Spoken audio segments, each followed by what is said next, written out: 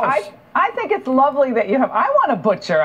We don't have any butchers, right? We just have like the big grocery stores. No, it's a small family-owned butcher shop. I'm just in my teasing you. tiny community. I want a butcher. I like to spend my money in the local stores.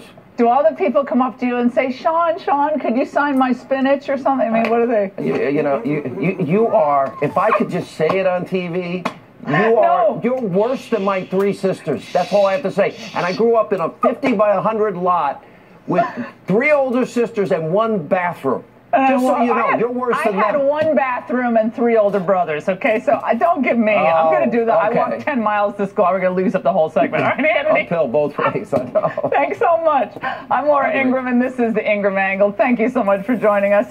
Elizabeth Warren is catching a little bit of heat for claiming Native American ancestry. The Cherokee Nation is out tonight with a statement slamming the Massachusetts senator. One of its members is here to sound off. Plus, while most pollsters think the Republicans will lose the House this November, a few are beginning to take a different view. One of them joins us tonight to explain. And violent Antifa mob seemingly running the streets of Portland, Oregon?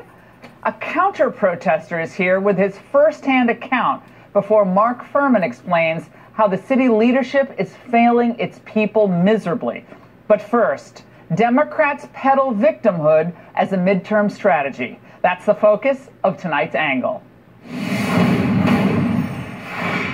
At some point in life, we all have to decide whether we want to be victims or victors. Do we want to be defined by slights and wrongs, ones that are perceived or real, that we suffer at the hands of others? 242 years ago, our forefathers made the decision that kind of sitting around bemoaning our fate under British rule wasn't going to get us anywhere. They decided to do something about it. We're a people who chose freedom and liberty, rooted in a sense of virtue over despair and hopelessness.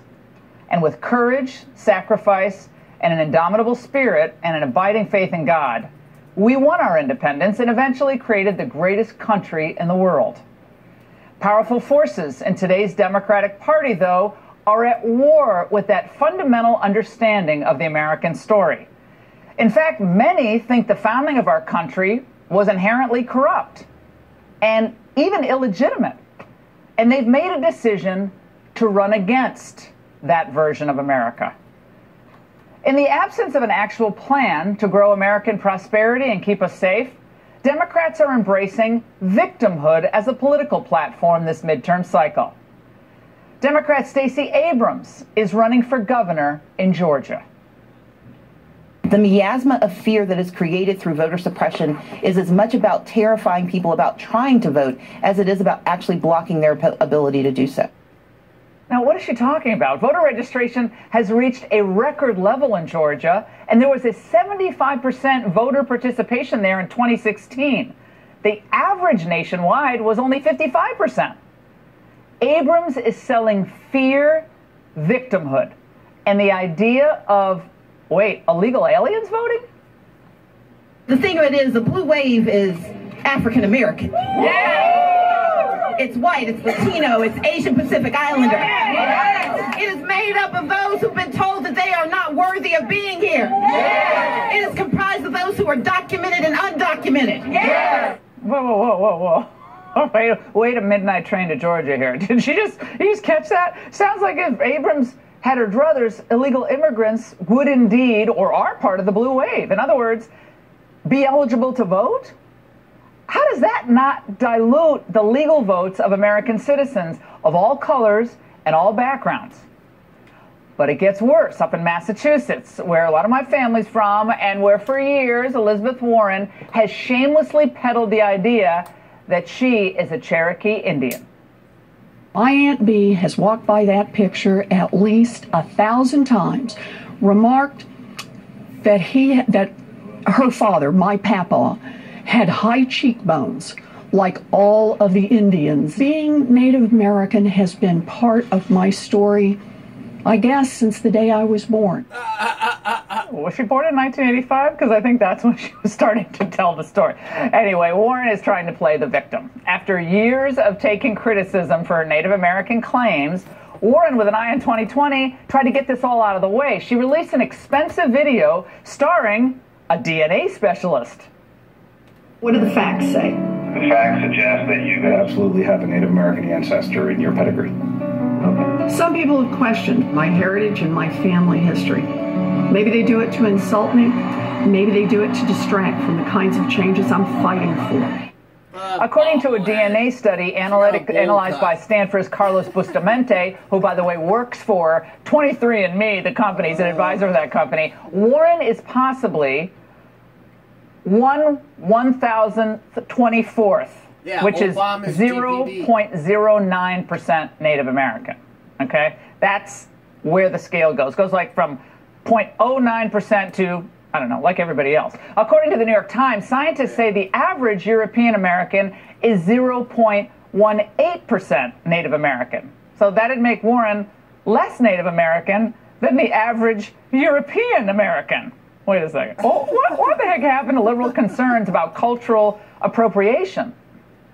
I guess that's out the window. Warren is kind of a typical Democrat, though, here. She's racially obsessed. And let's face it, that's just easier than being factually informed. And worse, she's willing to scam the system, in this case, play an Indian to get a boost professionally or, in this case, politically. And to add insult to injury, her DNA specialist, Carlos Bustamante, flatly admitted that he didn't even use Native American samples for the test. Seriously? Well, to make up for the lack of those samples, he used ones from Mexico, Peru, and Colombia.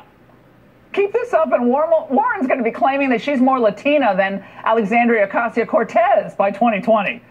Well, speaking of Latinos, a new migrant caravan from Central America, the second in 6 months, is now headed up through Mexico to the United States this week. It already has 1,600 members. Naturally, Democrats have started their old narrative about Trump separating families at the border.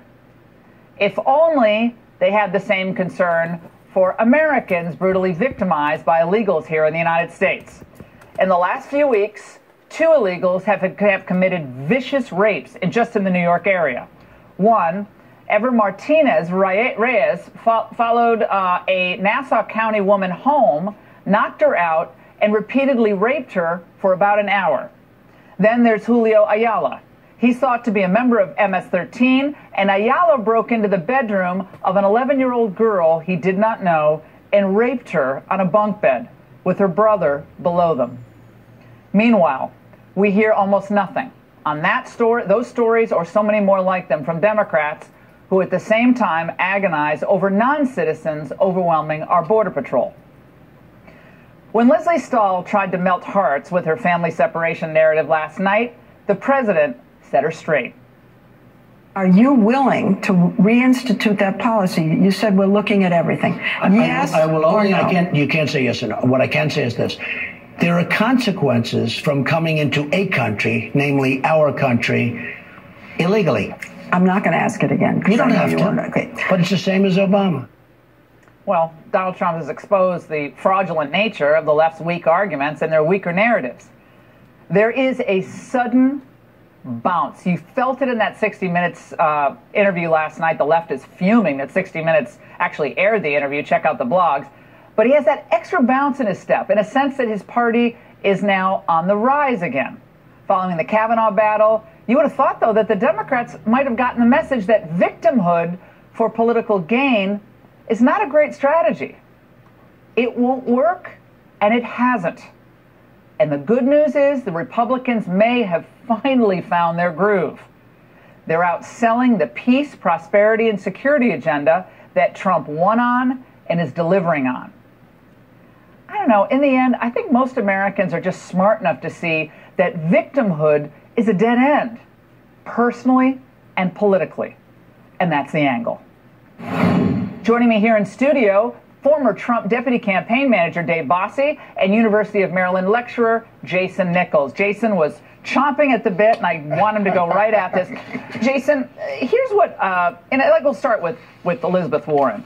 I think Elizabeth Warren, and you go back to the Harvard faculty, where she's described as a premier minority hire at the Harvard Law School.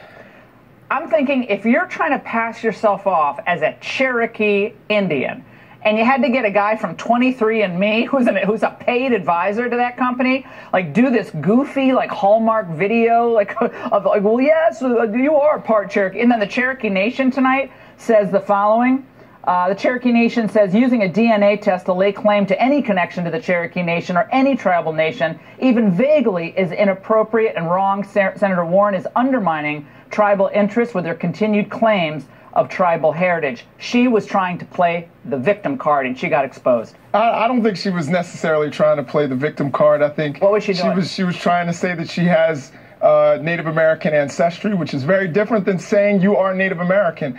And I think now she's moved beyond saying she is Native American. She was just saying she has Native American ancestry. Look, I have British ancestry. I would never claim to be British, you know? So I think that that's because what you have integrity. I mean, you have integrity, and you would never do that because you don't have to pass yourself off as something that you're really not, so you get an edge on someone else who might be applying for the same job, but they want to check a box that they've hired a Native American. First of all, there's you wouldn't do that. But Laura, there's no evidence that she had any kind of bump in terms of her career because she had Native American ancestry. You don't think Elizabeth Warren has received any special plaudits or consideration by being labeled a minority?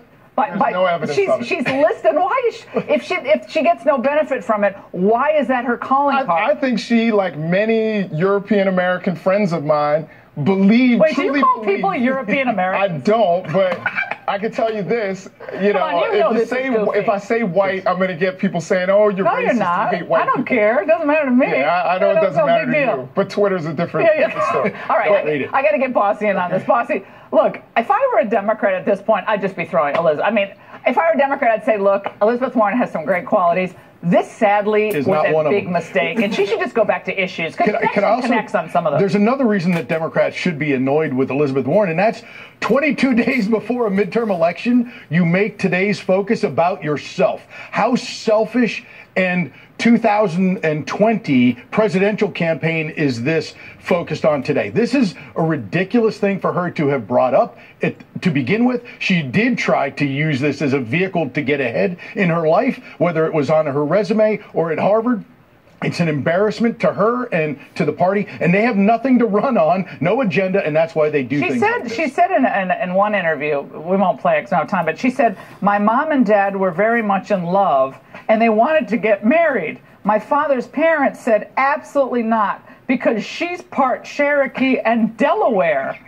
After fighting it, they eloped. I guess. She's now a Delaware, too. I didn't even know that until I saw that. Like, I know we all have to do our 23andMe because we probably have some cool stuff in our baggrounds that I want to play. I'm going to find out how French I am. I won't like it. Okay, I want to play. No, Jason, I want to play it because Donald Trump did mention $1 million if she could present some evidence, right? Well, he was asked about this today on the South Lawn of the White House, taking off for Florida. Let's watch. Senator Warren released some of her DNA results that show a strong likelihood that she does have Native American roots. How much? 1,000? Do you owe her an apology? No, what about the money that I owe her. She owes the country an apology. What's the percentage? 1,000? I don't have the exact numbers. Okay, tell me, when you have the percentage, tell me what the percentage is. What about the money that you told her you would... you mean if she gets the nomination in a debate where I was going to have her tested? I'll only do it if I can test her personally. Okay, that will not be something I enjoy doing either. Okay, I don't know what exactly that means, but I think it was it Kellyanne Conway? Someone put out a tweet saying, well, he should give her 1,000. Yeah, it's $977. $6. And it should go to a charity. Wait, hold on. She did not make the claim that she was 100% Cherokee Indian. I know, but I agree that this was a big mistake. Yes. This was absolutely a mistake. This is why I like Jason, because it was a mistake. But she should not have done this. When she sticks on some of the issues, she actually can connect on some, and she's more populist than a lot of the other Democrats. She can connect. This isn't an area, again, I go back to my point. Playing the victim, it's just not cool. You're not a victim. You're a woman who has ideas. I think she's putting herself in Trump's arena, too. Like, she's playing by his trying to, but the biggest mistake Obama made was, and that's for 2020. Released his... Not for 20 All right, we got to get to this. We got to get to this issue in Georgia with Stacey Abrams arguing about voter suppression, which can be a potent argument on the campaign trail. If people are led to believe that they really can't register to vote, or people are trying to keep them from that, the civil rights lawsuit filed on the 11th of October, Dave Bossie.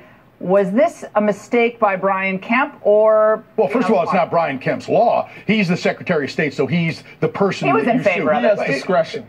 I understand that, but it's not his law. He didn't just make it. He can't just undo it. So it's not about Brian Kemp. This is more politics of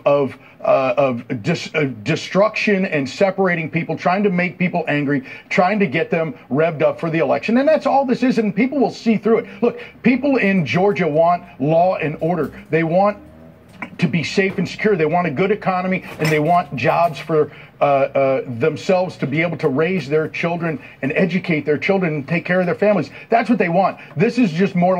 She doesn't have a campaign to run on good policy. Yeah, positions. Jason, real quick.